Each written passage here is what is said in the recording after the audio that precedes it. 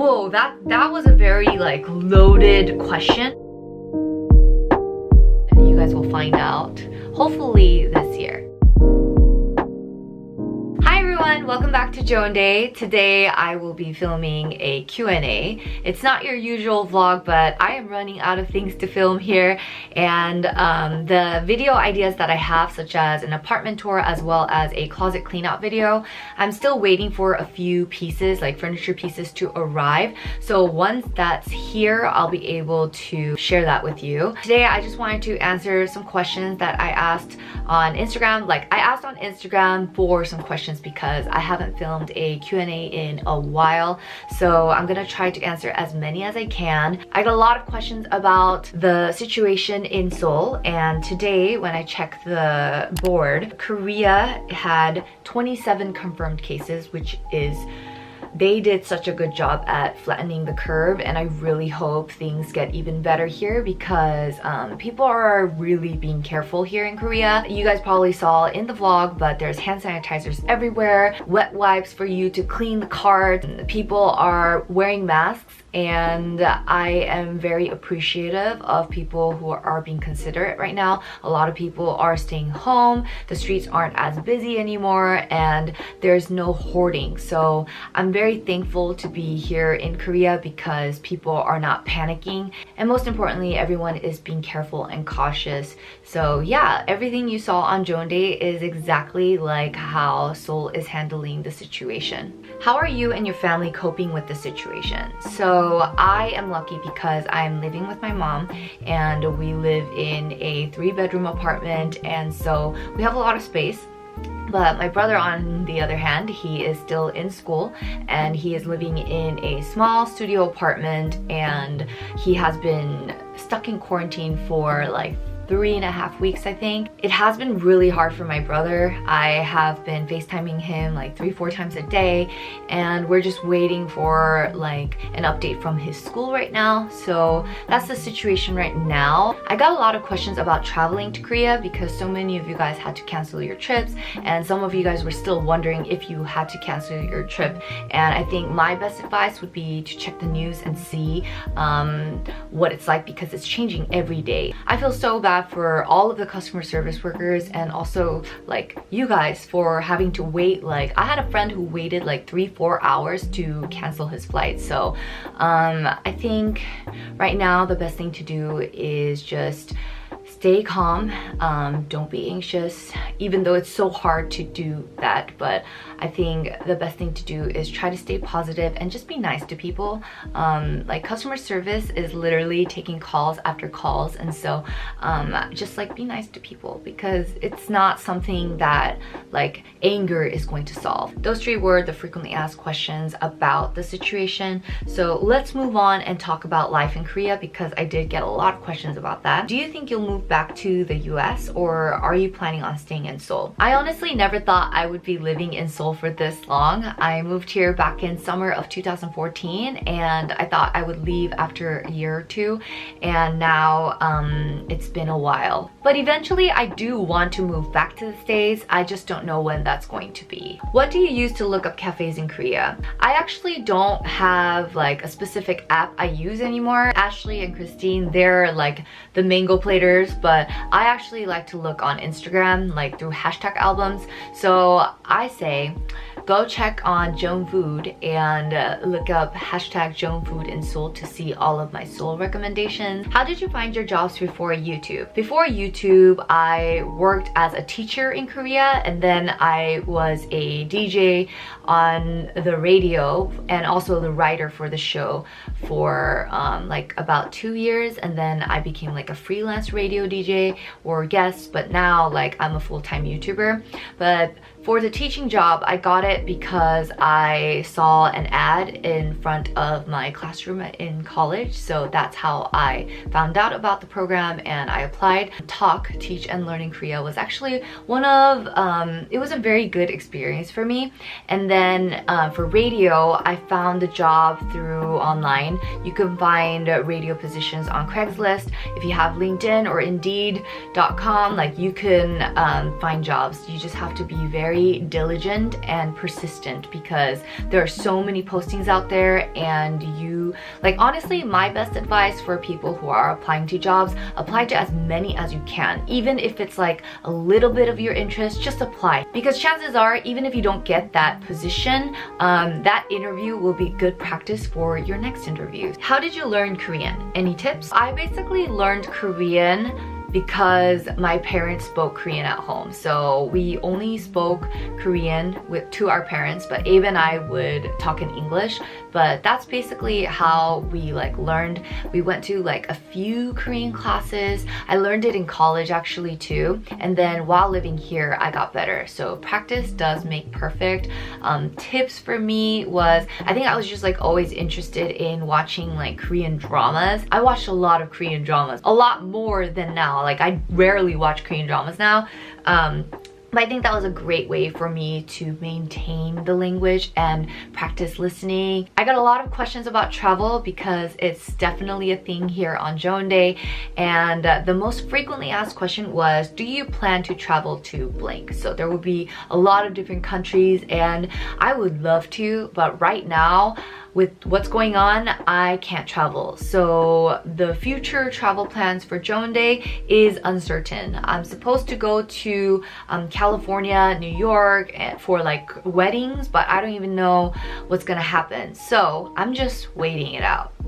But what I can talk about is favorite travel destination of 2019. I was traveling a lot last year, and my favorite trip all time would have to be the time I went to France and Spain with Christine. We had a blast, and it really felt like my first vacation in 10 years. Current favorite skincare and makeup brands. I always get questions about my favorites, and my favorite skincare brand right now would have to be Then I Met You and Drunk Elephant. I've been using the Drunk Elephant oils as well as the vitamin C. And Then I Met You recently released their moisturizer, and I've been obsessed with that. And you guys did see the product in my previous vlog. So yeah, those would be like my favorite. For makeup, I really like Fenty Beauty, 3CE, especially for blush and eyeshadow. And for base, I've been obsessed with the Chanel foundation. How did you get rid of acne scars? This is an ongoing journey for me. I am still discovering new products and trying out new procedures to see how to effectively and slowly but surely remove those acne scars. It's not about finding something that will cure it overnight. I learned the hard way not to depend on those steroids and just try to find something that works for your skin and be patient with it. I have done so many different things. I've done peels, I've done lasers, I've tried steroids to calm down my cystic acne, and I did a lot. And I think, yes, skincare is very important, but once in a while it is very important to go to the dermatologist, get those extractions done. I actually found lasers really helpful, so I'm actually going in for a laser next week. I made an appointment because my TMJD has been really bad lately, and so I wanted to go in for Botox, and while I'm there I thought I would just get a laser treatment. But because I have thin skin, I'm not gonna do like the 8 laser treatments in one because that really took a toll on my skin. So I'm going to a new place this time, and so I'll definitely record that journey for you guys. But since I'm home all the time, and if I do get scarring, I just wanted to make sure that I could just do it when I am home anyway. So yeah, basically I've done a lot of different things, and I think laser is like a quick way to see results, but it's like one of those things that you should get frequently. And last time I did it was at Panobagi, and I think that's been over a year now. And so I know you have to do it more frequently, but I just don't think it's like something I like have the time for like all the time, but once in a while it's a good thing. Favorite hair color you've tried? I kind of really like the dark hair right now. I think it's been a while since I had my original hair color, so I've been liking this a lot. Are we getting any nail vlogs anytime soon? The answer would be I don't know yet. I really like letting my nails breathe right now, so once this gets better, I do want to go in for a manicure. But yeah, a lot of people have been posting their new nails and I'm just like saving them. But like right now I'm not going anywhere. I'm not like filming like beauty videos right now, so I don't feel like the need to get my nails done. So but yes, I will vlog it for you if I do go. Favorite nail design, I would have to say my ASAP Rocky inspired nails and the leopard print tortoise lipstick nails. Those were really fun. Closet essential. So for me, I own a lot of black items, and if I were to choose one black item that really completes my look, especially right now, would have to be a good leather jacket.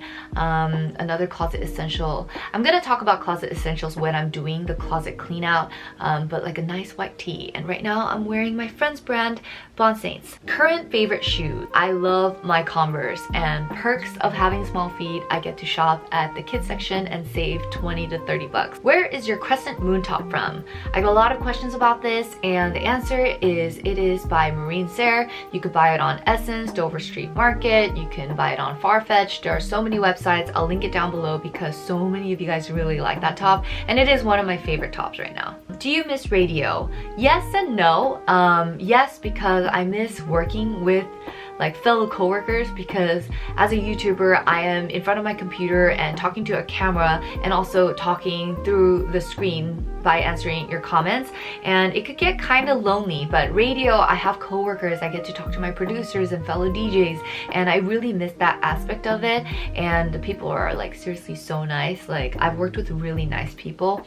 But no, because it's like a commitment that I wasn't really able to commit to last year because of my travels. So I did have to quit, but everyone was super understanding. But I just felt really bad because I would have to like ask if we could pre-record or if I could get like a replacement, and that was really irresponsible on my end. But people were just very nice. Like my producer was super nice to work with, and I really do miss working at the radio station though. But right now I don't think I'll be going back anytime soon, because YouTube is a lot of work, even though it may not seem like it. But thinking about contents, editing, and trying to think of like something new to share with you guys, I enjoy doing it, which is why I made the commitment to become a full-time YouTuber. Can you film a video on how you edit your short IG videos in general?